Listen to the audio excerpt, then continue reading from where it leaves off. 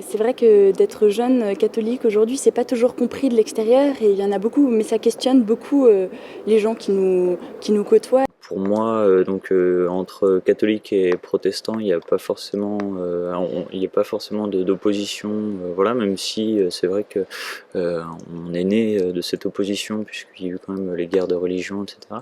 On partage quand même les mêmes textes, on partage la Bible, etc. Mais on vit après différemment notre notre religion, quoi. Qu'est-ce que c'est être juif? Donc être juif, on peut le définir par la filiation, c'est-à-dire qu'à partir du moment où on est d'une mère juive, on est juif, ou bien par la religion, donc la religion juive, le judaïsme, c'est-à-dire que on est juif en pratiquant cette religion. Donc on peut être juif sans être du tout pratiquant, simplement parce qu'on a une mère juive, mais par contre si on n'a pas de mère juive, on devient juif en se convertissant, et on est juif par la pratique.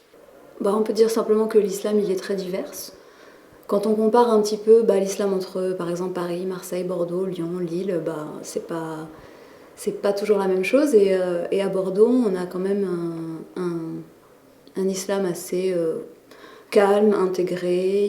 Je pense que en fait, le bouddhisme, au même titre que n'importe quelle religion, est une voie spirituelle, une voie qu'on suit chacun. Il y a une partie personnelle et il y a une partie aussi en communauté. Donc on ne recherche pas en fait d'avoir une grande visibilité, mais on cherche de pouvoir pratiquer et avancer ensemble, tous ensemble et le mieux qu'on puisse. Donc parmi les pratiques principales du judaïsme, on a bien évidemment manger kasher, on a également le Shabbat, qui commence du vendredi soir au samedi soir, qui se termine le samedi soir, et on a également les fêtes principales de la religion juive, donc certaines en sont assez connues, comme Hanouka, Pessah, ou bien le jour de Kippour. Après, est-ce qu'un protestant est visible? Je sais pas, je me fonds bien dans la masse, voilà.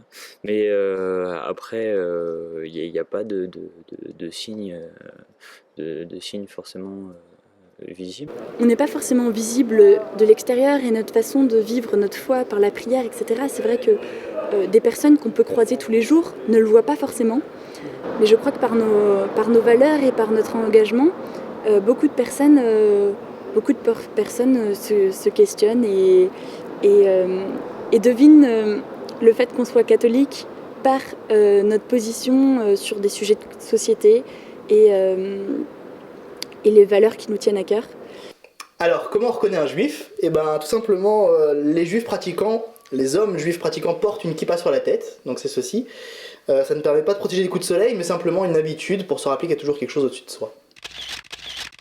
Alors concernant un petit peu les clichés sur les musulmans qu'on a pu voir dans les autres vidéos, c'est vrai qu'il y a le couscous par exemple, donc c'est les clichés culturels. Voilà, ça reste vraiment des clichés parce que les musulmans ils sont pas tous marocains par exemple. Voilà, moi je mange pas de couscous, je ne sais même pas le cuisiner. Ensuite il y a des clichés un petit peu sur la religion, sur tout ce qui est le fanatisme, voilà tout ce qui se passe à l'international et qui est un peu a des répercussions sur la façon dont on voit les musulmans, mais voilà, tous les musulmans ne sont pas des fondamentalistes ou des fanatiques, voilà, il y a des musulmans qui sont tout à fait normaux, qui vivent leur foi paisiblement. On entend beaucoup dire que les juifs sont riches, alors on aurait bien aimé, mais c'est pas le cas. En fait, ce cliché vient du fait que pendant beaucoup de siècles, la majorité des métiers étaient interdits aux juifs, sauf ceux d'usuriers et de banquiers. Certains disent qu'on peut être un petit peu coincé en tant que jeune catholique, mais je crois que c'est surtout basé sur des positionnements de l'Église que la société actuelle juge pas d'actualité. L'important, c'est vraiment de pouvoir créer une interaction entre les gens. Donc, par exemple, une des notions principales dans le bouddhisme, c'est ce qui s'appelle l'interdépendance. Donc être jeune juif à Bordeaux, c'est assez cool.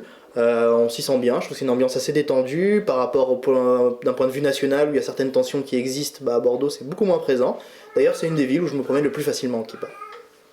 Le fait de pouvoir participer à ces réunions sur la diversité nous permet de nous poser la question en tant que bouddhistes sur quelle est notre place dans la société et comment est-ce qu'on peut, nous, en tant que bouddhistes, y apporter quelque chose. c'est très important de se parler, de communiquer, d'avoir ce genre d'événements qui regroupent un petit peu tout le monde, où on peut s'échanger et dissiper les clichés.